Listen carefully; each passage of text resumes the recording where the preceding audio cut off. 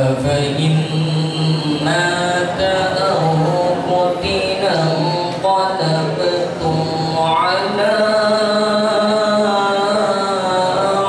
أعقابكم. Datang dari Banjarbaru yang tidak asing lagi di sekolah kita ini. Alhamdulillah beliau berkenan meluangkan waktu untuk datang ke sekolah kita. Kita semua rindu kepada beliau yang sudah di kelas 11 dan 12 tentunya pernah ketemu dengan beliau yang kelas 10 di yang baru. Kami hari ini ingin mendengarkan tausiah dari Nabi untuk kami lebih mencintai Rasulullah SAW. Mudah-mudahan kita mendapatkan syafaat dari beliau Nabi kita Muhammad SAW. Anak-anak, mudah-mudahan kita bisa mengikuti dengan baik dan kita semua mendapat rahmat. Dengan taufiq wal hidayah. Assalamualaikum warahmatullahi wabarakatuh. حمدا يوافي نعمه ويكافئ مزيده. اللهم صل وسلم على سيدنا محمد مفتاح باب رحمة الله عدد ما في علم الله صلاة وسلاما دائمين بدوام ملك الله وعلى آله وصحبه ومن والاه ولا حول ولا قوة إلا بالله. أما بعد. Kita hormati dan kita muliakan Bapak Kepala Sekolah SMA 1 Tamban, Bapak Abdan, begitu juga Dewan Guru dari Sekolah SMA 1 Tamban, adik-adik sekalian yang dirahmati oleh Allah Subhanahu wa Ta'ala. Pagi hari ini kita bersyukur kepada Allah bisa berkumpul bersama-sama untuk merayakan Maulid Nabi Muhammad SAW. Merayakan Maulid ini tujuannya untuk mengambil hikmah, mempelajari bagaimana hidupnya Nabi Muhammad SAW untuk kita tiru, untuk kita contoh. Di dalam kehidupannya Rasulullah ada pelajaran yang sangat hebat buat kita semua. Ada pelajaran yang istimewa dan sangat mulia. Salah satunya kita akan bahas sedikit, lalu kita akan ambil hikmahnya. Sampai semua tahu Rasulullah lahir pada tanggal 12 Rabiul Awal, hari Senin di tahun yang dikenal dengan tahun gajah.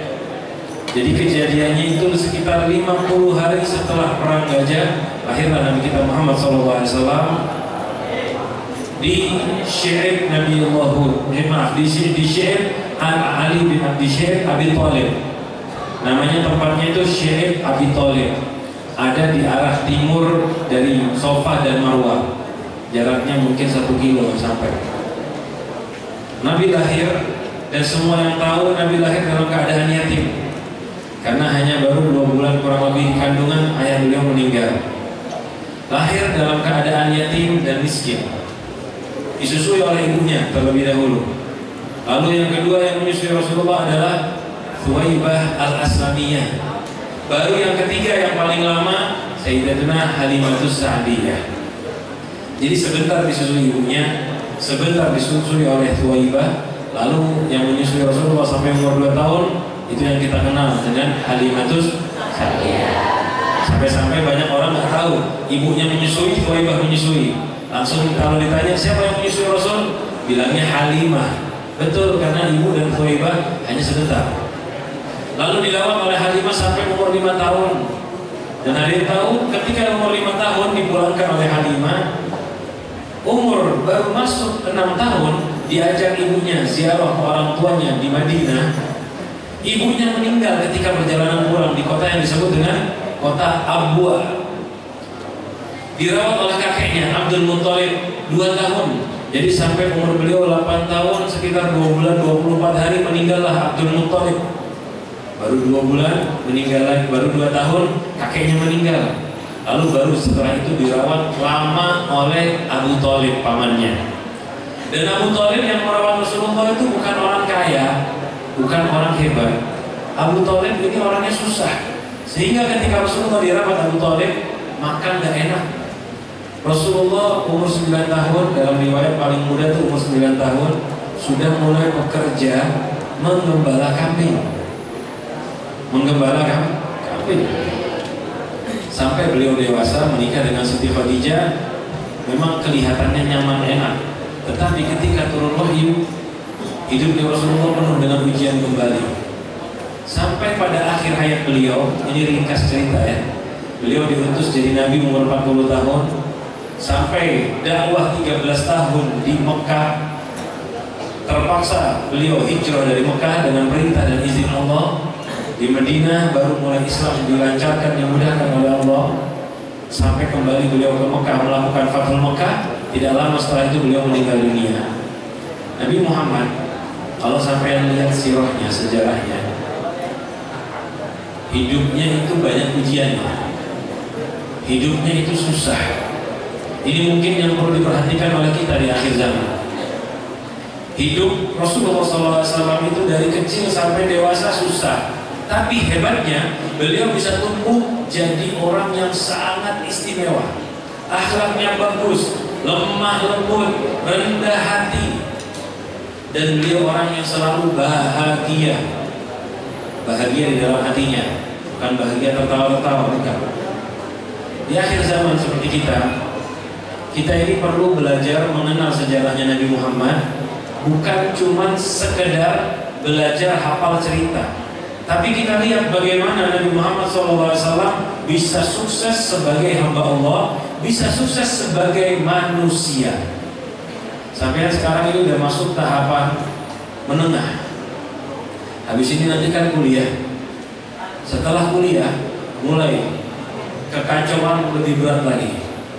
Ini mulainya dari sekarang ini. Hidup itu jangan dikira bakal enak terus. Tidak. Banyak orang yang asik sekolah, SMP, SMA asik. Lulus SMA mulai pusing. Sekuliah tambah lama, bukan tambah nyaman, tambah pusing. Lulus kuliah itu puncaknya. Karena dia mulai sudah hidup dengan sendiri, mulai punya tanggung jawab. Kalau tidak dari sekarang dipersiapkan, kacau hidupnya. Manusia itu punya proses 3. Ada masa balita, kanak-kanak. Ada masa umur setelah tamyiz. Nah ini nanti masuk namanya sindul murahik. Atau kalau kita bilangnya masa puber. Umur 10 tahun ke atas itu mulai berbeda-beda. Nah nanti baru umur dewasa. Ternyata di masa anak-anak ini kita merasakan susah, sakit. Tambah besar, tambah susah. Mungkin ada yang ngerasa dulu waktu masih SD enak, kalau udah besar ya SMA. Ternyata pas SMA kepengen balik, mendingan SD lagi. Nanti ketika dewasa kuliah, kita malah tambah bingung. Mungkin sekarang masih ada yang punya cita-cita tidak sekarang? Ada yang punya cita-cita nggak? Punya kan? Nanti biasanya lulus kuliah, itu cita-citanya hilang. Kenapa? Bingung mau melakukan apa. Anak kecil kalau ditanya, saya nggak lama duduk di tempat adik saya. Dia itu ngajar anak-anak kecil. Duduk, waktu itu saya tanyain anak-anak cita-citanya satu-satu. Anak-anak mungkin ya kelas 3 sampai kelas 6. Ditanya cita-citanya apa? Satu jadi polisi. Kan biasa laki-laki kan kayak gitu. Satu cita-citanya apa? Jadi tentara. Satu cita-citanya dari sekitar 10 orang itu 6 orang cita-citanya jadi pemadam. Pemadam tahu pemadam? Tapi itu karena mereka masih anak-anak, mereka kira cita-cita itu nyaman. Mereka kira yang dia tuju, yang dia angan-angan itu enak. Dia kira itu bagus, padahal jadi pemadam itu gak enak. Jadi polisi gak enak, semua gak ada yang enak. Bahkan yang punya cita-cita jadi pilot, kan kayaknya keren. Semua tuh gak enak, gak enaknya 2. Belum tentu dapat. Ketika sudah tua, dewasa, dapatkannya susah. Ketika dapat, ternyata pekerjaan itu juga semuanya capek dan susah. Saya punya kenalan jadi pilot. Mungkin kalau kayak kita kan keren, bawa pesawat ke luar negeri, kemana-mana, dia berapa ratus jam, berapa puluh jam di pesawat, megang pesawat sendiri. Tapi dia sendiri ngomong, kalau bisa, mendingan saya nggak kerja kayak gini. Pikirannya dia lebih senang santai di rumah. Betul. Apalagi yang dia mau mengejar terus nggak dapat, itu paling susah. Proses kita itu semuanya, kita kira sekarang sakit, tapi ternyata ke depan lebih susah, ke depan lebih susah. Nabi Muhammad begitu, kecil lahir yatim, susah nggak? Susah. Ditinggal ibunya meninggal, susah tidak? Susah. Sampai menjadi nabi, jangan dikira hidupnya lebih enak, lebih susah lagi. Sampai-sampai beliau umur 47 tahun itu diasingkan, diboikot bahasa kita sekarang. Nggak boleh berjualan, nggak boleh ada membeli barang. Dan orang kafir yang di Mekah semua sepakat, semua kabilah, nggak boleh ada ngasih bantuan, nggak boleh ada menjual barang. Itu di Syi'ab yang namanya Syi'ab Abi Thalib, tempat kelahirannya Rasulullah. Mungkin kalau yang pernah ke Mekah atau kalau belum pernah, mudah-mudahan semuanya cepat-cepat terpanggil sama Allah.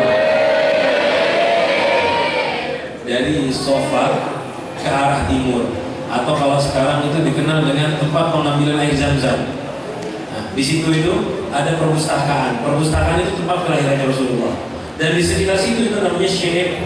Syi'ab itu kalau dari lembah antara dua bukit paling bawah namanya lembah wadi. Naik ke atas sedikit, bukan di puncak. Naik ke atas sedikit itu namanya Syi'ab. Diasingkan di situ, nggak bisa apa-apa. Sampai mau makan susah, dikatakan sudah setahun lebih mereka itu makan dedaunan yang ada di Syi'ab Abi Thalib. Di Arab itu daun nggak kayak kita di Indonesia. Orang Indonesia daun dikit-dikit di sayur bisa. Ada rumput sedikit, bukan rumput ya, ada air sedikit, tumbuh kangkung kadang-kadang. Ada kangkung nggak di sini? Biasanya kan ada kangkung pinggir sungai. Kita tuh tanaman-tanamannya bisa dimakan. Saya pernah ke gunung, orang sana itu punya tanaman cabai. Cabainya dipetik, daunnya dipetik juga, ditumis. Daun cabai, semua bisa dimakan daunan kita itu. Tapi kalau daun-daunan yang di Arab, pohonnya itu keduri, daunnya kering. Kalau kita masih mending bisa dibuat lalapan, macam-macam daun itu. Makan dari dedaunan itu, karena nggak ada makanan. Susah. Beliau dan istrinya beliau, waktu itu sama Khadijah saja istri beliau, diboikot di situ. Sampai umur 50 tahun Khadijah dan pamannya meninggal, tambah berat ujian beliau. Jadi semakin tambah dewasa, tambah susah. Tapi ada nggak sampai pernah belajar sejarah Nabi Muhammad depresi? Pernah dengar ya? Nabi Muhammad trauma, pernah dengar ya? Hidupnya susah apa enak? Tapi kok nggak ada ya namanya Nabi Muhammad pusing, stres. Padahal susah, nakal karena susah hidupnya. Ada nggak Nabi Muhammad dikenal nakal? Padahal biasanya ya orang yang broken home itu tumbuhnya nggak baik. Kalau rumahnya bermasalah, ada sampai bilang gini, kalau anak yatim biasanya nakal-nakal. Pernah dengar kayak gitu? Bukan karena yatimnya. Nabi Muhammad yatim nggak nakal. Orang yang nggak dirawat sama orang tuanya, biasanya katanya nggak baik pendidikannya. Enggak, Nabi Muhammad baik. Apa yang menyebabkan orang yang hidupnya bermasalah, banyak sakit, banyak ujian, biasanya jadi buruk, sifatnya jelek. Tapi Nabi Muhammad, tetap sifatnya bagus. Dari kecil lahir susah, dari kecil hidupnya keras. Ada yang umur 9 tahun gembala kambing jadi duit sendiri. Jarang di akhir zaman, mungkin zaman-zaman kakek pian masih ada. Sama kalau ulun, generasi sebelum ulun masih ada. Umur 8 tahun, 9 tahun kerja buat makan, masih ada. Sekarang ini ada, cuma jarang. Kebanyakan anak sekarang umur 9 tahun, masih 20 tahun aja kadang-kadang masih dijajarin sama orang tuanya. Umur 20 tahun. Ini umur 9 tahun cari nafkah sendiri. Biasanya kalau ada seseorang dari kecil biasa mandiri kayak gitu, hidup keras, dewasanya juga keras. Ini orang-orang generasi sebelumnya, mungkin yang tapi dia nggak ngikutin ya, abahnya sampean, berarti kakek dia, itu generasi yang hidupnya keadaan susah. Apalagi yang masih ngikuti zamannya perang, di akhir masa-masa Jepang, di zamannya PKI, mereka itu hidupnya keras, mencekam. Dari kecil hidupnya susah, makan susah. Mereka biasanya ketika dewasa punya anak, anaknya dididik dengan cara yang sama, keras juga. Keras juga. Itu di Indonesia. Di luar negeri, di tempat-tempat yang masih sekarang kacau, didikannya ke anaknya keras-keras. Kenapa? Mereka dari kecil terbiasa hidup susah dan keras. terprogram akalnya, kalau nggak keras nggak akan mandiri. Banyak mereka yang ngomong gitu. Ayo, saya pernah waktu itu nawarkan satu orang dari luar negeri, diminta dia untuk menikah, umurnya 20 berapa. Apa kata abahnya? Sebentar, kata dia, anak saya ini belum tahu susahnya hidup. Kata bapaknya, anak kita ini belum tahu susahnya hidup, biar dia belajar dulu, biar merasakan pahitnya hidup. Udah tahu rasanya baru nikah. Betul nggak omongan kayak gini? Tergantung. Kalau kita sih pikirannya gini, kenapa harus merasakan susahnya hidup? Kan maunya enak aja kan? Perlu nggak ngerasain susahnya hidup? Biar mau ngerasain susahnya hidup apa mau enak terus? Mau ngerasakan susahnya hidup apa mau enak terus? Kalau maunya sih enak terus kan gitu. Tapi kadang-kadang ada pikiran seseorang kayak gitu, harus keras. Memang betul. Keras itu terkadang bagus, susah itu terkadang bagus. Tapi tergantung yang dididik. Rasulullah SAW ketika mendidik anak-anaknya, bahkan mendidik pembantunya Sayyidina Anas bin Malik, itu nggak pernah keras. Tapi lihat hasil didikannya Rasulullah, semua bagus. Dan Nabi Muhammad sendiri yang dididik keras nggak pernah keras. Bayangkan dari kecil hidupnya susah, dari kecil hidupnya sakit, mandiri, berat. Umur 15 tahun Nabi Muhammad udah ikut perang, namanya Harbul Fijar. Disebut Harbul Fijar itu karena terjadinya di bulan haram. Ada yang umur 15 tahun ikut perang, ada nggak? Tadi kalau anak-anak tawuran zaman sekarang, mudah-mudahan nggak ada yang ikut tawuran di sini. Perang sungguhan, umur 15 tahun. Tapi Rasulullah kalau di rumah tangganya itu lemah, lembut, seakan-akan itu hidupnya dari muda sampai dewasa semuanya tidak ada yang susah. Kenapa begitu? Ini kuncinya buat yang semua. Jadi saya dari tadi mikir, kenapa anak-anak muda yang dididik oleh orang tuanya dengan dua macam, ada yang didikan keras, ada yang didikan lembut, tapi hasilnya beda-beda. Yang dikerasin satu, ada yang berhasil sukses bagus, dan juga banyak yang dikerasin malah jadi buruk jelek. Yang dilembutin, ada yang jadi bagus berkembang baik, ada yang jadi malah manja sembarangan, malah macam-macam kejahatan dikerjakan. Padahal kalau kita lihat, ada yang dididik dengan didikan keras baik, ada juga yang jelek. Nah, jadi nggak mau dikerasin bisa jadi jelek bisa jadi bagus, mau dilembutin bisa jadi jelek bisa jadi bagus. Bahkan ada yang orang tuanya lemah lembut, wah anaknya jadi penjahat besar, memakai obat-obatan dan sebagainya. Padahal orang tuanya kasih sayang. Ada yang orang tuanya keras, anaknya kalau jahat juga bukan main. Ini mungkin kalau orang tua ngobrol sama teman-temannya, cerita, ketemu anak saya nih kok kurang ajar ya, padahal saya manja. Nanti kawannya bilang, bu, makanya kayak saya kerasin anaknya. Anak saya itu saya kerasin, tegas, nurut, bagus. Oh iya ya, dicoba dikerasin anaknya, malah tambah jadi, malah tambah kurang ajar. Ada yang orang tua keras sama anaknya nggak baik. Dengar dari temannya, yang lembut pak sama anak. Oh iya, saya lembutin. Ternyata anaknya dilembutin nggak tambah baik. Betul. Jadi keras atau lembut ternyata tuh nggak berefek. Itu yang kita nggak paham. Padahal orang tua sampai sekarang masing-masing punya pikiran. Ada yang harus tegas, ada yang harus keras, ada yang harus ini dan itu.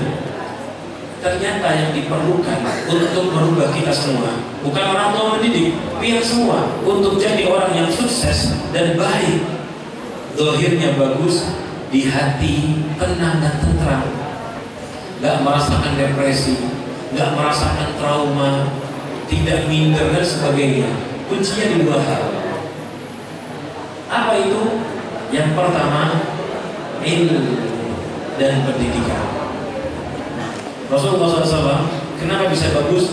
Beliau dididik. Siapa pendidiknya? Nomor satu, Allah Subhanahu Wa Taala. Beliau bersabda, "Adabani Rabbi fa ahsana ta'dibi." Aku dididik oleh Tuhanku, maka Allah memperbagus, membaikkan didikanku. Hasilnya itu hebat. Dan yang kedua, yang membuat beliau hebat, bagus, apa itu? iman yang kuat. Ini yang sering dilupakan. Kalau kita itu cuma ngajar sistem tanpa ditanamkan iman di hati anak, anak itu nggak akan tumbuh dengan bagus. Dia sifatnya kalau dilembut dia manja, melunjak, dikasarin dia melawan, dia keras. Itu kalau tidak ada keimanan. Pernah belajar bab bakti sama orang tua tidak? Yang laki-laki pernah belajar bab bakti sama orang tua tidak? Ngamalkannya gampang apa susah? Gampang apa susah? Susah. Sudah dikerjakan belum? Itu jangankan pihak yang kayak masih baru SMA, yang udah menikah, yang sudah umur 40 tahun, itu perlu bakti juga sama orang tua. Kadang-kadang belum bisa bakti. Padahal dia udah punya anak, udah nikah, udah punya anak juga, masih belum bisa bakti benar kepada orang tuanya. Apa sebabnya? Lemahnya iman. Kalau orang belajar agama, imannya kuat, cukup sedikit saja nasihat bakti itu akan diamalkan. Tapi kalau nggak punya iman, walaupun guru ngancam, biasanya kan kalau dia diperintahkan bakti, pernah diancam tidak? Pernah nggak diancam untuk bakti? Pernah. Tahu ancamannya? Api. Pernah kan? Kayak Alkomah yang katanya mau dibakar. Pernah nggak dengar cerita itu? Ya, ada seorang yang namanya Alkomah, katanya durhaka sama orang tuanya. Ustaz sering cerita ini. Lalu mau dibakar karena dia saat sakaratul maut tidak mati-mati. Pernah dengar kan cerita ini? Ini walaupun ceritanya masih dipermasalahkan karena dibilang hadisnya palsu. Soalnya Rasulullah nggak mungkin ngebakar sahabat karena ngebakar itu haram. Cuman ambil hikmahnya saja. Seandainya ada cerita kayak gini benar, kan diancam itu dengan Nabi. Takut gak sih? Enggak takut. Tahu gak? Kalau takut dia dengar cerita sekali sepanjang umur bakti sama orang tua. Tapi kita dengar cerita ini yang mungkin tadi takut pas dengar cerita, boleh lupa. Kenapa kau bisa nggak bakti lagi? Karena apa? Kurangnya iman. Kalau kita ingat kita ini bakal meninggal, kita bakal dibalas di akhirat dengan sesuai amal kita di dunia. Orang yang punya iman, dia bakal mudah melakukan bakti untuk orang tua. Dan juga masalah di dunia yang dilewati bakal dilewati dengan mudah dan tentram. Ada orang hidupnya susah, sakit. Kalau dia punya iman, sakitnya dikesampingkan, dia merasakan nikmat. Ada contoh begini, satu orang perempuan datang ke Rasulullah. Ya Rasulullah, beliau ini lapor, dia punya penyakit ayan, tahu ayan ya? Yang gerak-gerak sendiri, kadang-kadang tangannya sampai jatuh ke bawah. Minta doakan saya ya Rasulullah biar saya sembuh. Ini kan sakit. Doakan saya biar saya sembuh. Sakit itu gak enak. Tapi sadarnya Rasulullah apa? Ngedidik kita semua ini. Kata beliau, usbiri walakil jannah. Sabar kamu, nanti kamu dibalas dengan surga. Ini bukan masalah orang tersebut suruh sabar nanti dibalas surga. Bukan itu aja hadis Rasulullah. Artinya, kalau kita punya masalah, punya musibah, sabar. Kita perlu kesabaran. Dan biar bisa sabar apa? Harus dikasih gambaran balasan di akhirat nanti. Harus beriman, biar bakal dapat balasan surga. Baru bisa sabar. Akhirnya perempuan tersebut ngomong, ketika dibilang sabar kamu, nanti kamu dapat surga. Saya sabar ya Rasulullah, cuman saya ini kalau ayan takut aurat saya terbuka. Akhirnya didapat sama Rasulullah agar auratnya nggak terbuka. Itu doanya. Tapi tetap sakit. Cuman kenapa dia bisa sabar? Karena dia punya iman yang kuat, akan mendapatkan balasan surga. Makanya sekarang kalau ada orang punya masalah, ada orang punya musibah, bisa nggak sampai kasih nasihat, Pak sabar, Bu sabar, yang tabah. Pasti dia tanya hikmahnya apa, kan begitu kan? Kalau ada yang punya masalah hidupnya enak, hidupnya sakit. Kalau yang hidupnya susah, ketika disuruh sabar kan dia pasti berpikir kan, apa hikmahnya susah ini? Betul tidak? Kepengen tahu apa balasan saya susah? Itu nggak selalu ada hikmahnya. Kalaupun ada hikmahnya, Hikmahnya nggak tampak kadang-kadang di dunia. Tapi ulun dari kecil sakit, hikmahnya apa? Susah dijelaskan kadang-kadang. Ada anak ulun sengsara hidupnya, keluarga ulun kacau hidupnya. Apa hikmahnya? Orang susah mendapatkan hikmah dari kesulitan. Biasanya yang paling baik, yang paling mudah disampaikan itu orang yang punya iman. Kalau ada orang yang imannya kuat karena musibah sedikit, cukup didatangin, yang sabar, nanti dibalas surga oleh Allah, langsung tenang hatinya. Kita kalau punya iman, ada masalah, cukup diingatkan surga, itu masalahnya langsung terasa ringan. Tapi kalau nggak punya iman, nggak percaya akhirat, ragu akhirat, lupa akan hisab, lupa balasan surga atau neraka. Kalau ada musibah dia sakit, ada musibah dia nggak bisa disadarkan. Disebut surga kadang-kadang malah marah. Yang sabar ya, dia dapat surga, dibalik sama dia. Dia kalau kayak lu sabar lah. Bisa kayak gitu nanti. Apa sebabnya? Iman. Nah ini hadirin, Rasulullah SAW mengajarkan kita. Hidupnya beliau itu dijadikan contoh oleh Allah kepada kita agar kita belajar Tuhan, ilmu dan punya iman, sehingga kita hidup itu selalu nyaman. Hidup itu nggak ada yang enak secara dohirnya, pasti ada musibah. Tapi yang bisa kita lakukan di dunia itu merasa nyaman di dalam musibah. Ini diingat-ingat ya. Hidup itu nggak bisa 100% nyaman, tapi pian bisa merasakan kenyamanan di dalam musibah. Orang tuh nggak ada langka, lahir sampai mati nggak pernah ada masalah, nggak ada manusia kayak gitu. Soalnya Allah udah janji, walanabluwannakum, sungguh benar-benar aku akan beri bala ujian, hatta na'lamal mujahidina minkum, sampai aku tahu siapa yang sungguh-sungguh. Jadi nggak ada orang yang lahir sampai mati enak terus, nggak ada musibahnya. Cuman yang ada orang-orang yang bisa menerima musibah dengan ridho dan sabar sehingga musibah jadi terasa nikmat. Pernah dengar cerita ada satu solehin. Ini saya mau tanya ini ada nggak orang yang seperti ini? Sampai dengarkan ceritanya. Mungkin sampai pernah kenal atau naudzubillah ada keluarganya kayak gini, insya Allah nggak ada ini. Ini orang yang sangat berat musibahnya. Ada satu solehin jalan. Ketika dia lewat di tempat pembuangan sampah, dia mendengarkan lafaz zikir. Apa lafaznya? Alhamdulillah. Gak panjang yang dibaca alhamdulillah. Alhamdulillah. Kalau bahasa kita tuh terima kasih ya Allah yang telah memberikan aku nikmat yang tidak banyak orang lain dapat. Bacanya zikir begitu. Alhamdulillah, alhamdulillah, alhamdulillah. Dia ada kedengaran suara di tempat pembuangan sampah.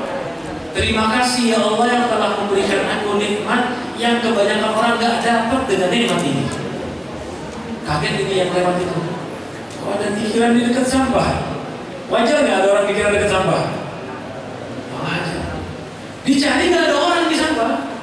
Dilihat, mana kok gak ada orang? Gak ada orang. Akhirnya didekatin. Di tengah-tengah sampah itu ada. Pertama dia kira bukan manusia, ternyata ada manusia di situ tergeletak, tidak punya kaki, nggak punya tangan, dan nggak ada yang jaga. Dikatakan itu kulitnya sudah rusak semua, tapi berzikir alhamdulillah. Ini yang soleh tadi langsung gemetar. Bayangkan kita nggak dengar ceritanya aja gemetar hati kita. Kok ada orang nggak punya kaki, nggak punya tangan, dibuang. Berarti dia nggak ada keluarga yang mengurus, penyakitan. Ini kurang bala apa lagi ya? Tangan, kaki, miskin gak usah ditanya, nggak punya apa-apa, keluarganya membuang. Tapi masih bilang zikir alhamdulillah. Ini tanda berarti dia sedang bersyukur apa? Ditanya seorang soleh. Assalamualaikum, ya fulan. Aku dengarkan kamu di cerita, dia tanya, apa yang kamu syukuri? Saya melihat kamu ini nggak ada sedikit pun nikmat. Dari dohir kamu nggak ada nikmat sama sekali. Tapi kamu masih bisa bilang, alhamdulillah. Ketika ditanya, beliau mengatakan gini, alhamdulillahilladzi arafani ala mabtaba ala mabtala bihi katsirun minan nas. Allah yang menyelamatkanku dari bala yang kebanyakan dikasih orang lain. Dia malah kira kita ini kena bala, dia enggak. Apa kata beliau balanya? Orang-orang dikasih hati yang lupa, saya masih bisa ingat sama Allah. Walaupun lapar dan dirasakan sakit, walaupun dibuang hina, beliau merasa itu nggak ada masalah. Beliau malah melihat orang-orang yang kena bala. Kenapa? Dia sedang bersyukur atas nikmat diberi hati yang ingat. Sebetulnya nggak ada nikmatnya. Hati ingat itu cuma sedikit dari nikmat secara zahir. Tapi beliau masih bisa bersyukur. Kenapa beliau kayak gini? Karena beliau sadar hidup di dunia itu hanya sementara. Hidup di dunia itu hanyalah lewat. Kehidupan yang hakiki adalah akhirat. Punya iman yang kuat. Tapi kalau kita hadirin, kita ini kadang-kadang kena masalah sedikit langsung merasa dirinya paling tersiksa di dunia. Ada masalah sama orang tuanya, masalah sama keluarganya, langsung ngira kita ini paling sakit di dunia. Ada masalah keuangan, kita ngira kita hidupnya paling susah. Kadang-kadang masih sekolah, musuhan sama teman aja, nggak disapa sama kawan, ngira dirinya susah hidupnya, depresi. Belum pernah diminta waktu itu satu kali datang ke sekolah, orang ada yang kesurupan, minta diobati, ada yang kesurupan, belum datang, pas masuk udah dibacain macam-macam, ada yang ngasih macam-macam. Ini orang nggak kesurupan, ternyata saya lihat nggak kesurupan, cuman dia lagi depresi. Belum tanya coba, belum tanya kembali kelasnya, ngobrol, ternyata bener dia lagi musuhan sama teman sekelasnya. Nggak disapa, pulang ke rumah ternyata di rumah lagi ada masalah. Jadi di sekolah masalah, di rumah masalah, depresi. Langsung jadi kayak orang kesurupan, padahal nggak kesurupan. Lihat, sedikit aja sebetulnya masalahnya. Nggak disapa sama teman, tinggal ganti teman yang lain, kan gitu. Kalau ini kerasnya ya, padahal bagusnya baikan, aman. Mohon maaf saya kalau salah, damai. Paling bagus begitu. Masalah keluarga sedikit. Sebentar, kalau masalah sama keluarga itu sebentar, karena keluarga itu mudah memaafkan. Tapi ada masalah begitu, langsung sampai stres. Itu sudah lama itu. Kalau sekarang kadang-kadang habis kuota udah sumpah. Kenapa cemburu biar sumpah seharian? Kuota belum habis. Jajan belum juga habis, nggak bisa beli kuota, nggak bisa online. Ada nggak yang masuk habis kuota? Ada. Itulah gambaran kita itu ada sedikit masalah langsung terasa berat. Kenapa sebabnya? Kurangnya ilmu dan iman. Di syariat itu dari umur 7 tahun diajarkan tentang Rasulullah, tentang Allah Subhanahu wa Ta'ala, tentang iman agar kuat. Kalau diajarkan sholat, puasa, zakat, sampai dia menjadi tumbuh berilmu dan bisa beramal, imannya kuat, maka musibah akan mudah bagi dia. Nah ini mungkin cukup sampai di sini. Kita ringkas saja. Jadi ini nggak ringkas sebetulnya. Mungkin kalau ngomong setengah jam nggak sampai. Kalau ngomongnya baru sebentar aja ini. Kalau ngomongnya sebentar, tapi praktek dari yang kita bacakan ini sangat susah. Kadang ada orang berusaha sampai 50 tahun belum tentu bisa. Tapi mudah-mudahan kita semua diberi taufik oleh Allah. Mudah-mudahan tanpa perlu waktu yang lama dijadikan orang-orang yang ridho, orang-orang yang diberikan kebahagiaan batin oleh Allah Subhanahu wa Ta'ala. Mudah-mudahan segala musibah yang datang kepada kita tetap tentram dan nyaman, hidupnya tetap bahagia. Dan juga kita minta kepada Allah, mudah-mudahan musibah kita tidak terlalu berat, mudah-mudahan musibah kita dimudahkan oleh Allah secara zahir maupun batin. Mudah-mudahan kita semua dapat ilmu yang bermanfaat, hidupnya di dunia disukseskan, di akhirat dan juga di akhirat juga disukseskan oleh Allah Subhanahu wa Ta'ala.